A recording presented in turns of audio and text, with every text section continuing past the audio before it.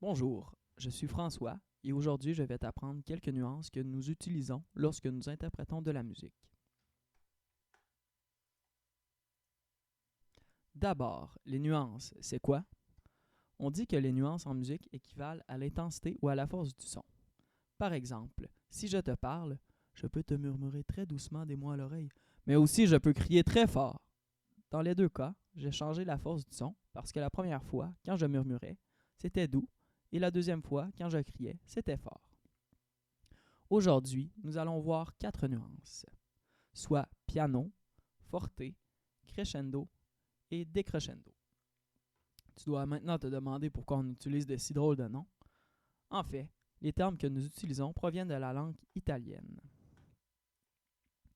D'abord, lorsque la nuance est piano en musique, cela veut dire que le son sera doux, comme si la musique voulait te murmurer quelque chose à l'oreille. Le symbole que nous utilisons pour cette nuance est un P, comme sur l'image. Maintenant, je vais te montrer un exemple musical qui utilise la nuance piano.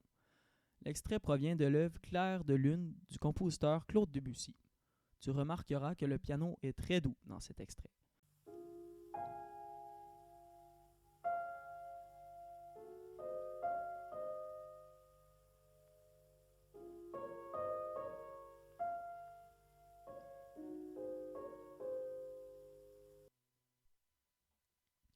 Ensuite, lorsque la nuance est forte en musique, cela veut dire que le son sera fort.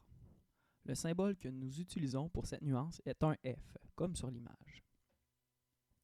Maintenant, voici un exemple musical qui utilise la nuance forte. L'extrait provient de l'œuvre Mars du compositeur Gustav Holst. Tu remarqueras que l'orchestre joue très fort, particulièrement les cuivres qui jouent des notes graves et fortes.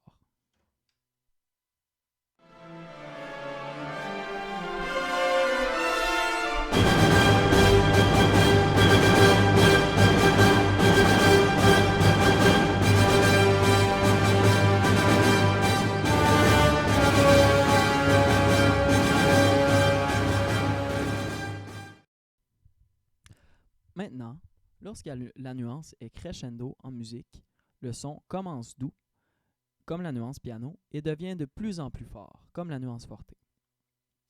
Le symbole que nous utilisons pour cette nuance sont deux lignes qui sont d'abord collées ensemble à la gauche et qui se décollent progressivement lorsqu'on va vers la droite. Maintenant, je vais vous montrer un exemple musical qui utilise la nuance crescendo. L'extrait provient de la cinquième symphonie du compositeur Beethoven. Tu remarqueras qu'au début de l'extrait, l'orchestre joue piano et qu'à la fin, l'orchestre joue forte.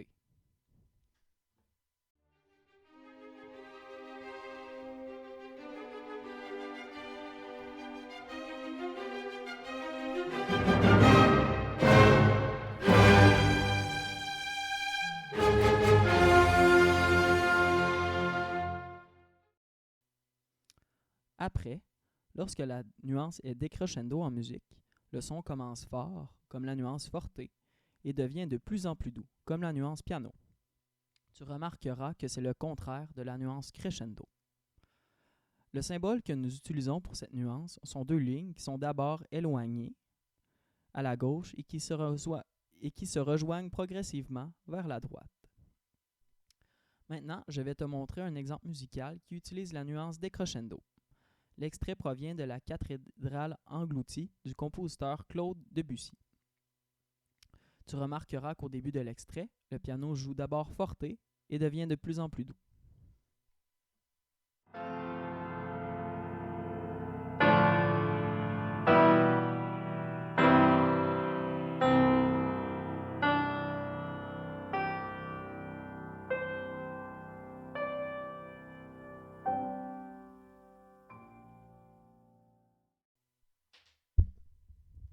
Voilà la fin des explications sur les nuances.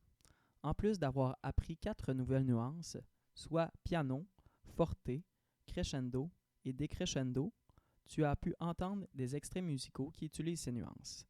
Merci et à la prochaine.